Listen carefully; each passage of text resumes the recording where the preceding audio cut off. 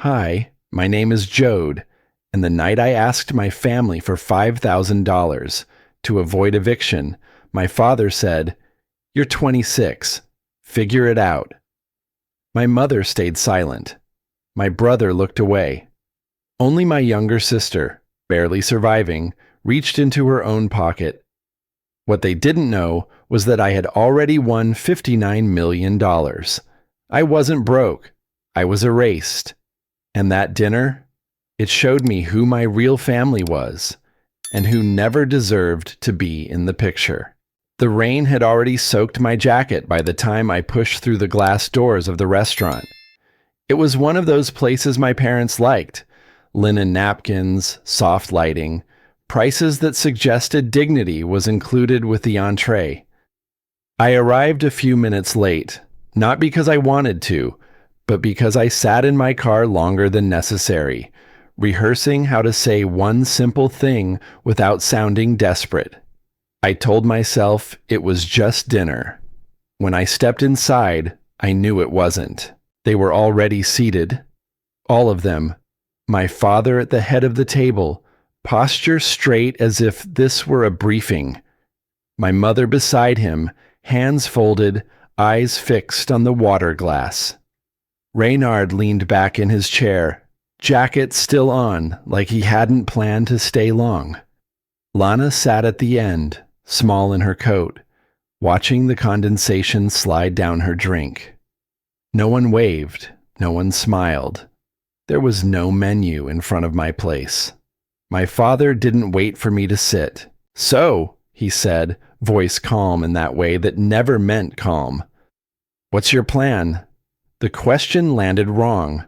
Too sharp, too immediate.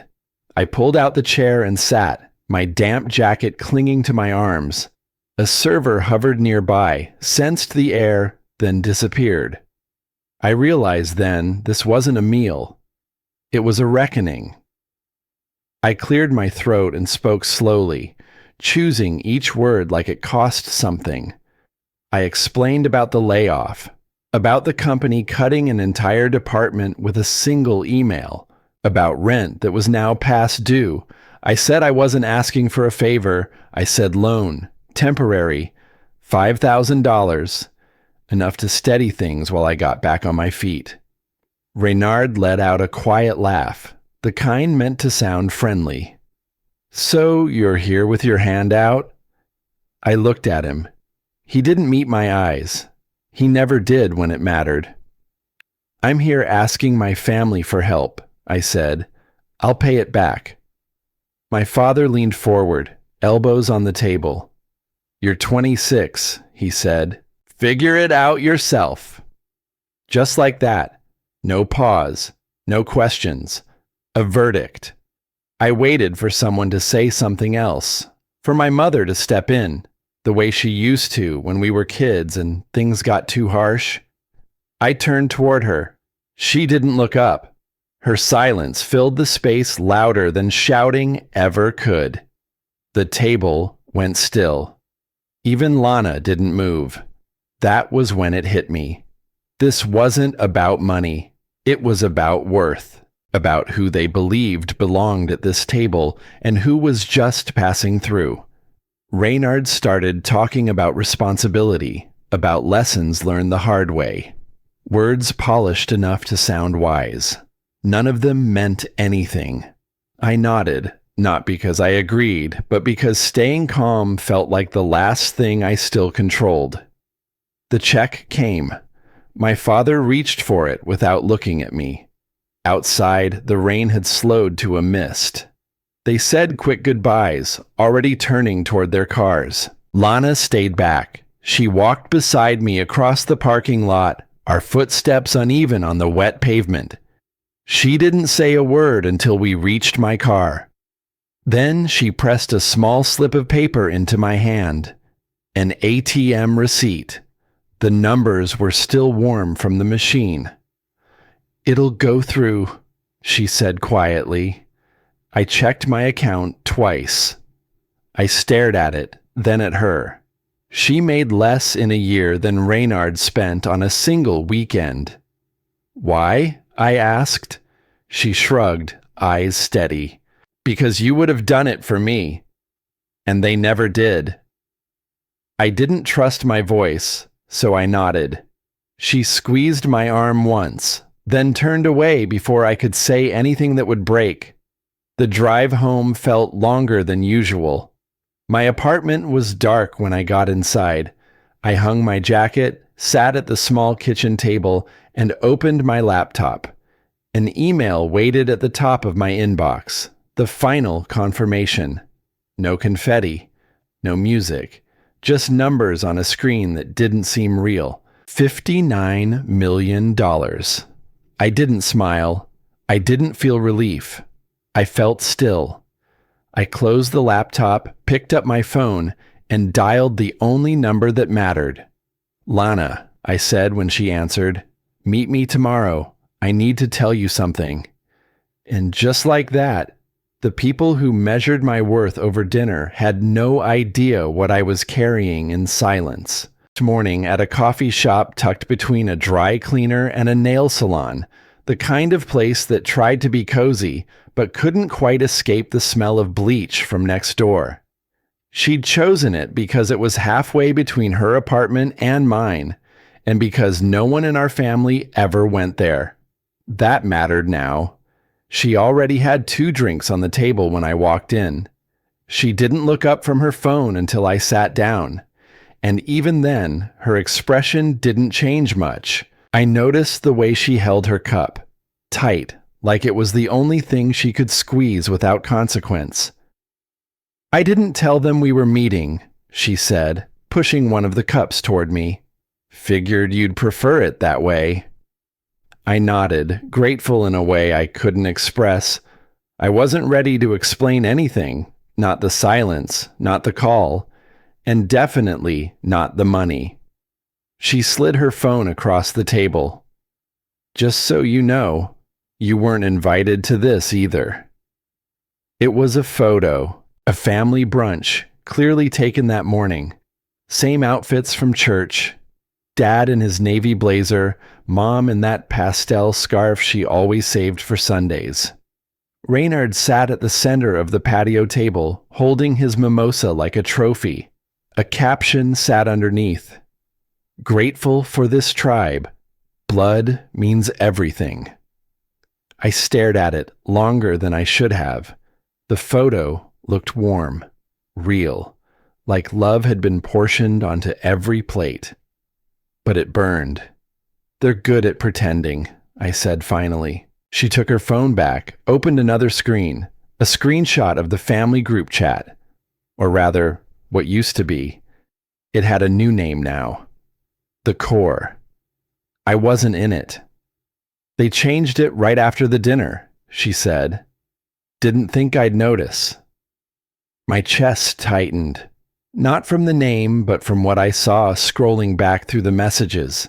Plans for Dad's birthday dinner. Jokes. Updates. A reminder to wear navy blue for the church photo last month. All of it. Without me. I reached for her phone, typed thanks for the invite, then deleted it. There wasn't a point. Back at my apartment, the place felt even smaller. Not physically, but in that suffocating way silence expands when there's no one to push back against it. I made a half-hearted attempt to clean the kitchen, then sat down at my desk and opened my laptop. For no reason at all, I typed Reynard's name into the search bar. His latest post popped up first. A throwback. Family picnic. 1999. I remembered it clearly. We'd all driven out to Lake Norman. Mom packed sandwiches. Dad brought that battered cooler filled with soda. Lana had cried when Reynard pushed her into the lake, and I was the one who carried her towel. In the photo he posted, they were all there, smiling, frozen in a moment meant to feel like home. Except I wasn't in it. I had taken that photo. He'd cropped me out. My stomach twisted, not from the omission, but from the clarity it brought. This wasn't just neglect. It was erasure. I didn't call him, didn't message. Instead, I printed the photo, the brunch post, the group chat screenshot, folded each carefully, slipped them into a manila file. On the tab, I wrote in black marker, "Proof of rewrite." Not because I wanted to use them, not yet, but because one day someone would say, "We never meant to hurt you," and I'd reply, "You meant it every time." That night, I made a donation to the church my family attended, anonymously. I funded a scholarship in Lana's name, tied to no institution they were connected with. Just quiet justice. I wasn't interested in making noise. The next morning, I pulled out an old shoebox from the top of my closet. Inside were pictures from that same Lake Norman picnic. I flipped through them until I found the original, the one before Reynard's edit. I scanned it, enlarged the part with me in it, then printed it. I reframed the photo, but this time I cropped everyone else out. Only I remained. I placed it on my desk next to the file. Then I wrote one sentence on a sticky note and stuck it to the bottom edge of the frame. If I wasn't in their picture, maybe I was never meant to stand behind them. I didn't disappear. They erased me. And that's not the same thing. I needed to get out of the apartment. The walls had begun to echo, not with sound, but with reminders. I hadn't turned on the TV in days, not out of principle, just no interest. The silence felt more honest. I didn't plan on going anywhere special, just a drive. But halfway down Monroe Road, I passed a flyer taped to a lamppost near the gas station. Faded ink, but I caught the words, "Community Fundraiser, Expansion Project Celebration." It was for the local center I used to help out at as a teenager. I pulled into the lot without thinking twice. They were setting up on the lawn beside the main building. Tents, folding chairs, volunteers in matching t-shirts. Kids ran through clusters of balloons tied to the railing. The paint on the brick exterior still looked fresh. It should. It had taken 3 summers of mine to get it that way. Inside, the walls had been repainted a lighter cream. The smell of new carpet filled the hallway. Everything had changed, but the layout remained. I wandered through, nodding at a few unfamiliar faces, before stopping in front of the new dedication plaque by the main meeting room. It read, "This room made possible by the continued leadership and vision of Reynard Maddox." That name hit harder than expected. I looked closer, no mention of anyone else. Not the summer volunteers, not the teens who painted walls after part-time shifts, and definitely not me. A voice interrupted from behind. "Well, I'll be Joad Maddox. I didn't expect to see you here." I turned to find Mrs. Halloran, still sporting the same oversized glasses and gentle smile I remembered from church potlucks and bake sales. She opened her arms wide and gave me the kind of hug only Southern women her age know how to give. Firm, fragrant, and full of assumption. "I'm so glad you came," she said. "Reynard told us you'd moved out of state. Said you just needed space." I held my breath. She kept going. "You know, families argue. That's nothing new. But he's always spoken kindly of you. Said he hated how things ended." I smiled politely. Said nothing. But something in me recoiled. I walked away a few minutes later, mumbling something about needing to catch someone before they left. Found a corner by the water station where I could think without smiling. He hadn't just let the silence sit. He'd filled it, with his version. I wandered into the old art room, now a reading space for kids. The smell of fresh paper and glue was the same, but I noticed something else. The southeast wall, where we used to hang painted handprints, still had uneven patches. My fault. I'd spilled a full can one summer and tried to fix it before it dried. Never quite evened out. I touched the spot, fingers brushing the familiar ridge. This wall remembered me, even if the plaque didn't. By the time I got back to the apartment that evening, the clouds had started to gather. I didn't turn on any lights. Just the laptop glow lit the kitchen as I sat down and pulled up the nonprofit's website. Scrolling through their listed donors, I noticed something strange. One of the major sponsors for the expansion project was a private family foundation, Silent Donor. I opened the documents I'd kept from my lottery attorney. Cross-checked the foundation's registration ID. It was mine. The donation had gone through Reynard. He managed the grant. They used my money to build a room that carried his name.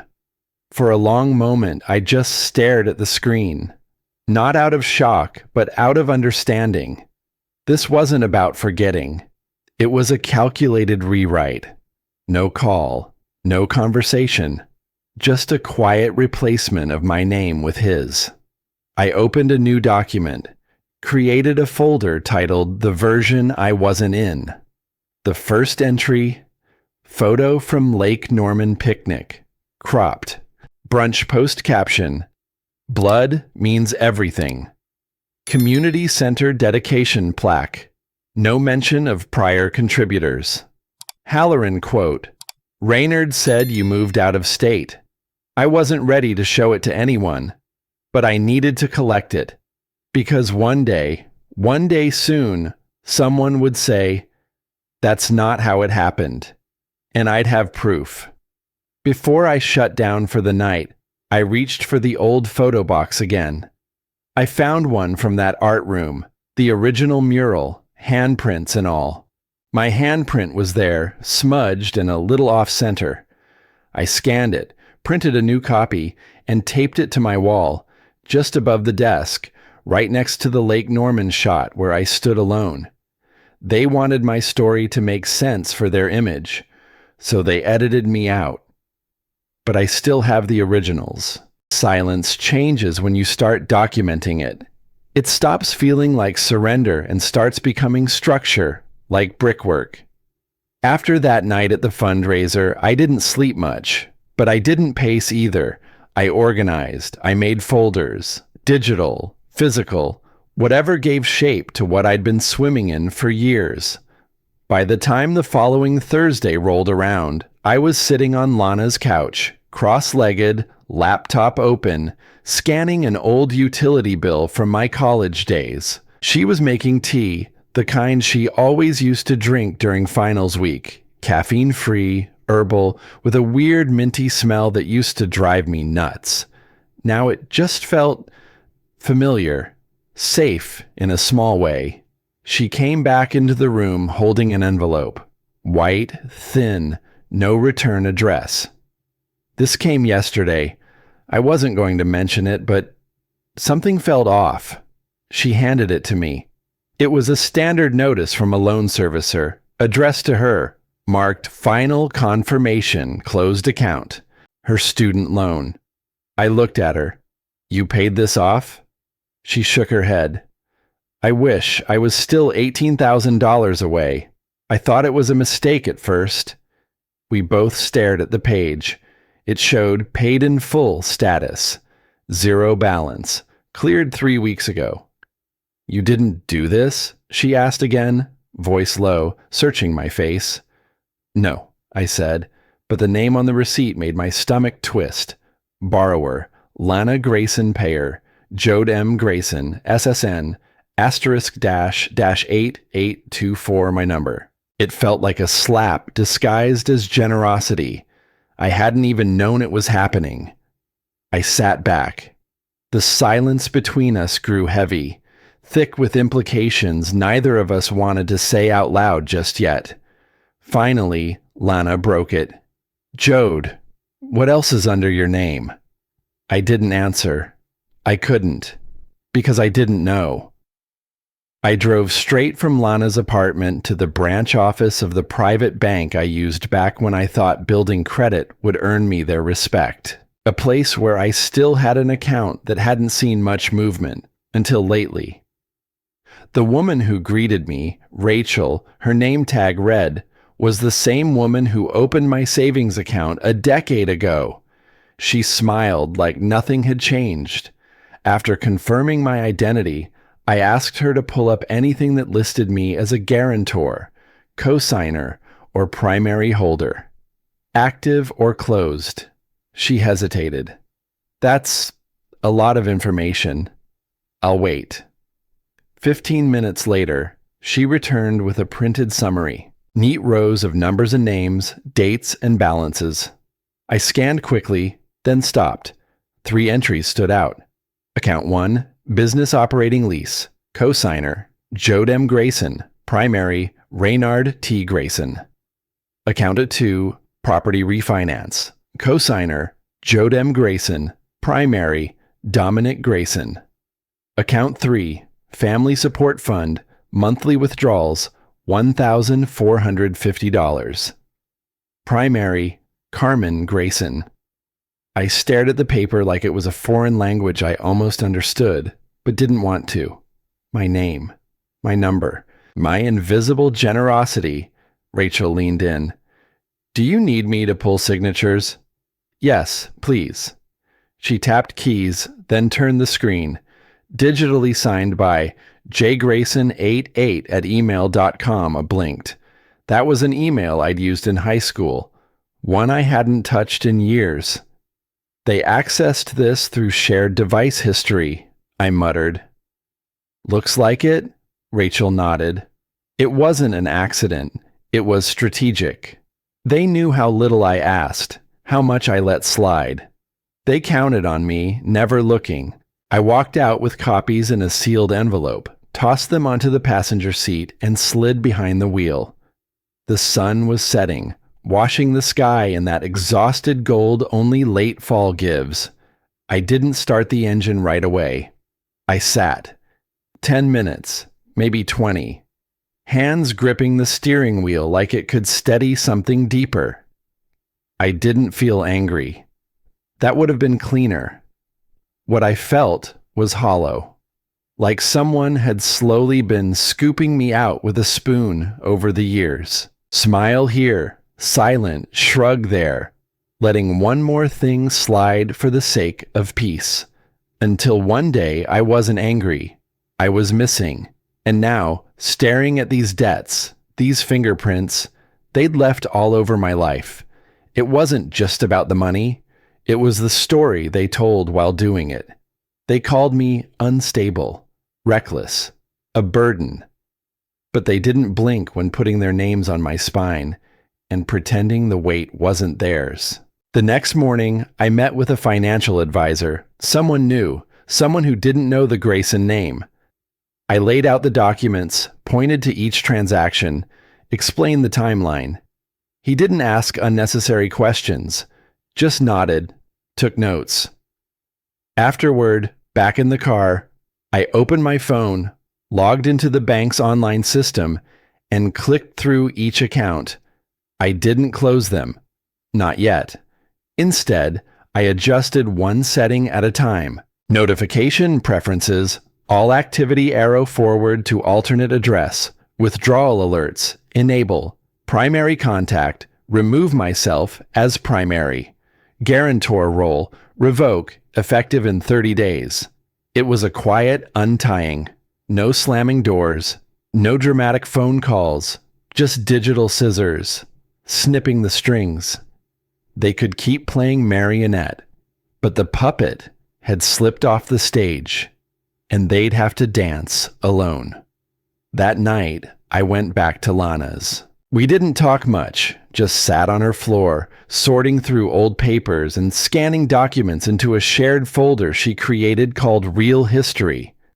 At one point, she looked up and said, "You know they're going to notice eventually." I nodded. That's the point. We sat in the quiet. I wasn't rushing this. Let them keep borrowing time on my dime. In 30 days, the clock would strike 0, and they'd have to explain to the bank, to each other, and, most terrifying of all, to themselves, why the ATM suddenly stopped saying approved. Because the man they thought was the family's failure? He was their foundation, and he just walked out from under them. The bank confirmation arrived the next morning. One click, and I was no longer the invisible spine of their financial architecture. And somehow, I thought that might bring a day of silence, a pause. But by noon, I got a message. Not a call, not a voice, just a text, likely typed by someone else on his behalf. Your father wants to meet. Just you. Lunch, 12:30, Higgins Steakhouse. It didn't ask if I was available, or willing, or okay. It just expected me to show up. Lana offered to drive. I didn't say no. We barely spoke during the ride. I think she sensed this wasn't a meeting. It was a staging. When we pulled into the lot behind Higgins, I opened the door, but stayed seated for a moment. That place hadn't changed since the 90s. Same awning, same dark brick, same blackened iron lanterns over the entryway. It was the kind of place where men like Dominic Grayson felt important without needing to raise their voice. Lana placed a hand on the steering wheel but didn't look at me. You don't owe them clarity. I nodded. This isn't for clarity. She didn't ask what it was for. I walked in at 12:28. Dominic was already seated. He didn't rise when I approached, just gave a small nod and gestured to the booth across from him. The table was already set. 2 menus unopened. 2 waters sweating into coasters. He'd ordered for both of us. Same ribeye, same sides, same rules, just like when I was a kid. You look thinner, he said, not quite critically. You eating enough? I eat fine. He leaned back, arms crossing in that way he used to when he wanted me to listen more than speak. Discipline starts with routine. That's where most men falter. I didn't answer. Let him fill the space. He did. You know, when I was your age, I had 2 jobs. Never asked anyone for a dime. I knew the story. Everyone did. But he still recited it like scripture. Went through 3 years of nights sleeping in my truck, he added. Best years of my life. The steak arrived, medium rare, perfectly seared. I wasn't hungry. He started cutting his before he spoke again. You've had a rough patch. I get it. Life throws curveballs. I waited. But it's how we come back from failure that defines us, not whether we ever needed help. I chewed slowly, then set my fork down. Is that what this is? A motivational lunch? He met my eyes for the first time. This is me giving you a chance to correct course before you let bitterness poison everything. I nodded once. Let the silence work harder than my words. Then he leaned forward just slightly, voice dropping. They called us. I blinked. Who? The lottery office, after your numbers were verified. They called the house, standard contact procedure. My body didn't move, but something behind my ribs shifted. Cold. Dominic smiled, not kind, not cruel, just satisfied. I didn't tell your mother or Reynard. Wanted to see if you'd come back. A man. He sipped his water. I didn't say anything, son, because I wanted to see what kind of man you'd become with power in your hands. His voice wrapped it all in some twisted ribbon of mentorship, as if this was his lesson all along, as if silence wasn't betrayal, but pedagogy. I stared at him for a long beat. The only sound between us was the soft scrape of his fork on porcelain. Then I said, "That makes 2 of us." I left my half-eaten steak on the plate, reached for my wallet, paid the check without waiting. When I stood, he didn't stop me. He just nodded once, like he'd won something I didn't know I was playing. The air outside hit harder than expected, brisk, sharp, cutting through my shirt like it had purpose. Lana was parked across the street, engine off, music faint through the rolled-up windows. I opened the door and got in. She didn't ask what happened, just turned the volume down and waited. I stared ahead for a moment, hands on my thighs. "They know," I said finally. She turned slightly. "And?" I exhaled. "Now they're pretending it was all a test." She blinked slowly, jaw tightening. I looked out at the parking lot again. "That's how you know they're scared. Because Dominic Grayson never tested anyone unless he feared what they'd become. And right now, he feared me." Confirmation arrived the next morning. One click, and I was no longer the invisible spine of their financial architecture. And somehow, I thought that might bring a day of silence. A pause. But by noon, I got a message. Not a call, not a voice. Just a text. Likely typed by someone else on his behalf. "Your father wants to meet. Just you. Lunch, 12:30. Higgins's Steakhouse." It didn't ask if I was available, or willing, or okay. It just expected me to show up. Lana offered to drive. I didn't say no. We barely spoke during the ride. I think she sensed this wasn't a meeting. It was a staging. When we pulled into the lot behind Higgins, I opened the door, but stayed seated for a moment. That place hadn't changed since the 90s. Same awning, same dark brick, same blackened iron lanterns over the entryway.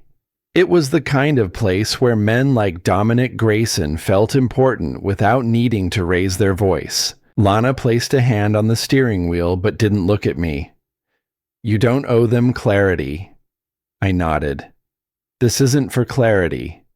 She didn't ask what it was for. I walked in at 12:28. Dominic was already seated. He didn't rise when I approached, just gave a small nod and gestured to the booth across from him. The table was already set. 2 menus unopened, 2 waters sweating into coasters. He'd ordered for both of us. Same ribeye, same sides, same rules. Just like when I was a kid. "You look thinner," he said, not quite critically. "You eating enough?" "I eat fine." He leaned back, arms crossing in that way he used to when he wanted me to listen more than speak. Discipline starts with routine. That's where most men falter. I didn't answer. Let him fill the space. He did. "You know, when I was your age, I had 2 jobs. Never asked anyone for a dime." I knew the story. Everyone did. But he still recited it like scripture. "Went through 3 years of nights sleeping in my truck," he added. "Best years of my life." The steak arrived, medium rare, perfectly seared. I wasn't hungry. He started cutting his before he spoke again. "You've had a rough patch. I get it. Life throws curveballs." I waited. "But it's how we come back from failure that defines us, not whether we ever needed help." I chewed slowly, then set my fork down. "Is that what this is? A motivational lunch?" He met my eyes for the first time. "This is me giving you a chance to correct course before you let bitterness poison everything." I nodded once. Let the silence work harder than my words. Then he leaned forward just slightly, voice dropping. "They called us." I blinked. "Who?" "The lottery office. After your numbers were verified. They called the house. Standard contact procedure." My body didn't move, but something behind my ribs shifted. Cold. Dominic smiled. Not kind, not cruel. Just satisfied. "I didn't tell your mother or Reynard. Wanted to see if you'd come back. A man." He sipped his water. "I didn't say anything, son, because I wanted to see what kind of man you'd become, with power in your hands." His voice wrapped it all in some twisted ribbon of mentorship, as if this was his lesson all along, as if silence wasn't betrayal, but pedagogy. I stared at him for a long beat. The only sound between us was the soft scrape of his fork on porcelain. Then I said, "That makes two of us." I left my half-eaten steak on the plate, reached for my wallet, paid the check without waiting. When I stood, he didn't stop me. He just nodded once, like he'd won something I didn't know I was playing. The air outside hit harder than expected, brisk, sharp, cutting through my shirt like it had purpose. Lana was parked across the street, engine off, music faint through the rolled-up windows. I opened the door and got in. She didn't ask what happened, just turned the volume down and waited. I stared ahead for a moment, hands on my thighs. "They know," I said finally. She turned slightly. "And?" I exhaled. "Now they're pretending it was all a test." She blinked slowly, jaw tightening. I looked out at the parking lot again. That's how you know they're scared. Because Dominic Grayson never tested anyone unless he feared what they'd become. And right now, he feared me. I didn't go to the city archives out of rage. I went because calm has sharper teeth. By noon, the sky over Charlotte had flattened into a gray stretch of nothing. It matched the air inside the records office, cold, fluorescent, disinterested. No one looked at me twice. Just another man with too much paperwork and not enough time. I gave the clerk the name. The Vale Family Initiative. She typed, clacked, mumbled something about how fast nonprofits were popping up these days, then disappeared behind a filing partition. While I waited, I leaned against the counter and scanned the public bulletin board beside me. Flyers for missing dogs, piano lessons, and a fundraiser for a shelter that once rejected my application because they weren't taking single males. I remember Lana calling them out, but I never followed up. That used to be my habit. Let things go. The clerk came back with a folder and a receipt slip. She didn't know that file would change everything. Inside were documents. Formal, clean. The mission statement read like it was cut from a politician's speech. Empowering intergenerational resilience through legacy-focused initiatives. The name on the founder line, Reynard Grayson. But what caught my eye wasn't that. It was 2 lines below. Seed capital, Anonymous Grantor Trust number 44, J8. I blinked once, then again.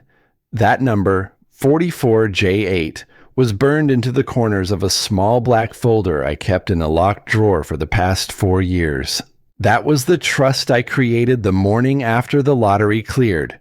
The one that was supposed to remain frozen, untouched, unless I activated it personally. No one else had the access, except Reynard, except the POA. I closed the file and thanked the clerk. My legs felt steady, but there was something off about how the floor met my feet, like standing in a room that suddenly wasn't mine. Back at my apartment, I opened the safe and pulled out the power of attorney form. It was buried under a birth certificate, an expired passport, and a letter my mother once wrote when I left for college. The POA was signed 6 years ago during a short hospital stay after I collapsed at work from exhaustion and dehydration. Reynard had brought it in, said it was just in case something went sideways. I had barely glanced at it. My signature, neat and young, sat in black ink next to his. Back then, I trusted him with it. Now, comparing the documents side by side, I didn't need a forensic expert. The signature on the trust disbursement matched, stroke for stroke, even the slight lean in the D. He didn't forge it. He didn't even edit it. He just repurposed it. I sat back in the chair, not out of shock, out of clarity. They didn't just take from me. They rerouted my worth, funneled it through polished statements and charity dinners, turned it into press releases with his face smiling under chandeliers.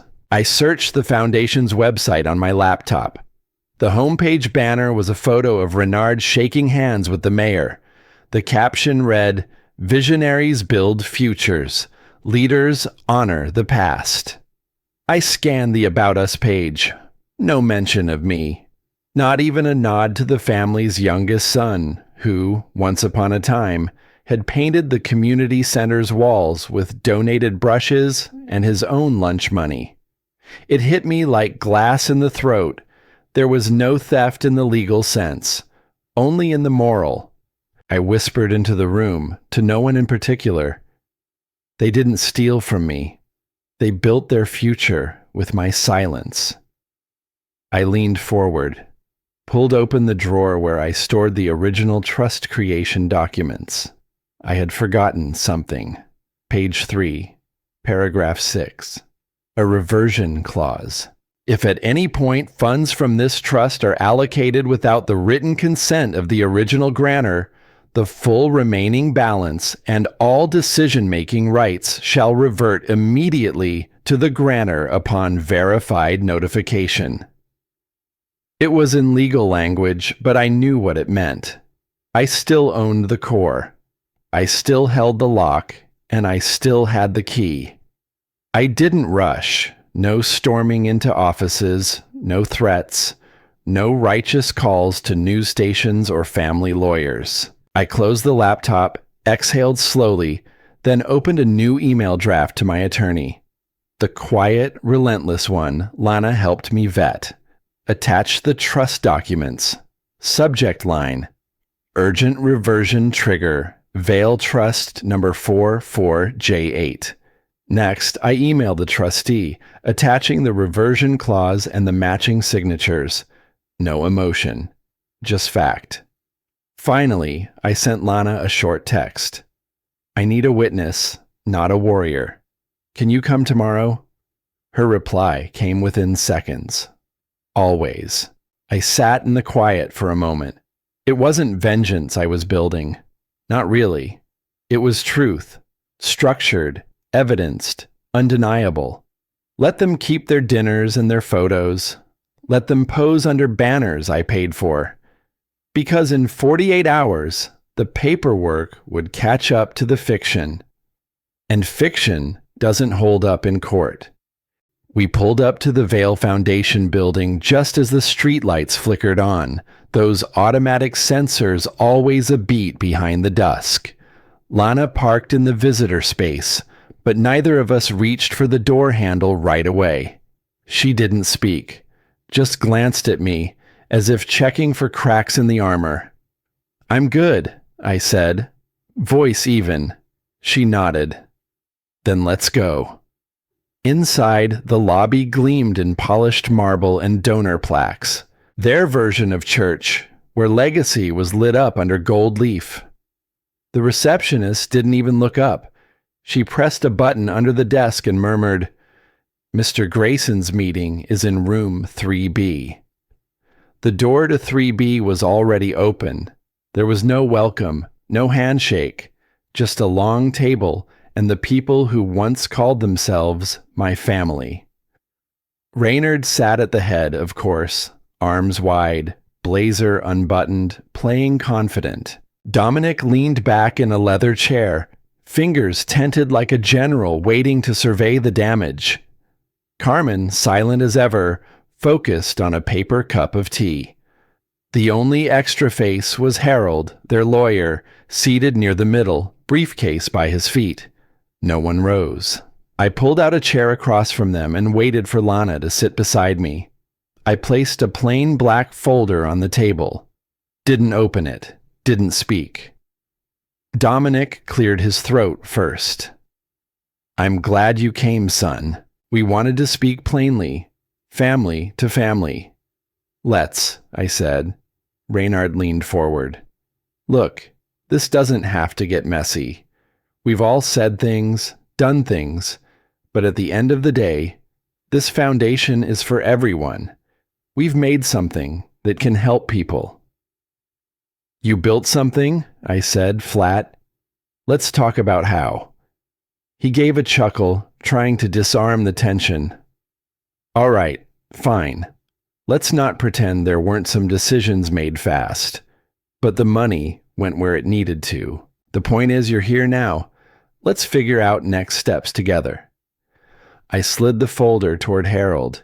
He blinked. Is this? Open it, I said. Silence stretched as he undid the clasp and pulled out the stack. Legal filings, banking documentation, trust reversion clauses, asset withdrawal notices, notarized, time-stamped. Reynard gave a sideways glance. Dominic tilted his head, just slightly. Harold's eyes moved down the page, then stopped. Excuse me, he said, blinking again. Where did you get these? They're originals, I replied. Copies are already with the state and the federal registrar. The withdrawal of guarantor authority is effective. The reversion of title deed and funding source is processed. The building, this one, is no longer under the Vale Foundation's control. Reynard scoffed. What are you talking about? Harold didn't answer him. He turned to Dominic. These are valid. He held the founding trust. There's a reversion clause. And the land title is now listed under an independent holding, one he controls. The silence that followed was thicker than any yell. Dominic straightened, voice cool. You're saying he owns this building? Harold nodded slowly. I finally spoke again. The name on the wall, your name's, has no legal tie to the land it hangs on. The funds you siphoned through old powers of attorney, old email authorizations, family connections, reclaimed. The gala endowment account, frozen, Carmen whispered. You don't have to do this. I looked at her. I didn't start this. Reynard's voice cracked just slightly. You're bluffing. This is a scare tactic. You'd know about those, I said. But no, I'm not bluffing. I'm not here to threaten. I'm here to make sure the fiction you built stops writing itself. Dominic narrowed his eyes. You think this makes you strong? I didn't answer that. Instead, I opened the folder one last time and pulled out a single page. I handed it across. Harold read it, then handed it back to me. It's a signed affidavit from the grant administrator confirming the misuse of funds, retroactive violation of grant source conditions. I stood. No press, no police, just truth. I let you keep your image, but from now on, it stays out of my shadow. I turned to Lana. You ready? She stood too. No one else moved. As we reached the door, Dominic muttered, After all we did for you. Lana turned, voice soft, but steady. You mean all you took from him? And we left. In the parking lot, the night was cool. A breeze ran through the trees like breath through clenched teeth. Lana looked over. They thought you'd come in swinging. I shook my head. That's what they wanted. She gave a small smile. You said more by saying nothing. I said what I needed to. We drove off, their foundation lights shrinking in the rearview mirror. For once, their silence wasn't louder than mine. As she drove us home, the windows were down just enough to let in the night air, and the lights of the Vale Foundation faded behind us like a dying performance after the audience had already left. The silence between us wasn't heavy this time, it was restful. For once, silence wasn't a punishment, it was permission. The next few days moved slower than usual, not because nothing happened, but because I finally gave myself permission to stop running toward anyone else's definition of worth. I didn't check social media. I didn't answer family group messages, though, to be fair, None came. The foundation's site stayed live, but its donation button now redirected somewhere new. The logo remained, but its core had shifted. And so had I. On a Tuesday evening, I parked a block away from the foundation. It had rained earlier, and the pavement still held the shimmer of leftover water. The building looked different at night, emptier. No banners, no speeches, just stone and silence. I walked around the perimeter slowly. My shoes brushed against gravel that hadn't been swept. A broken bulb blinked over the side exit.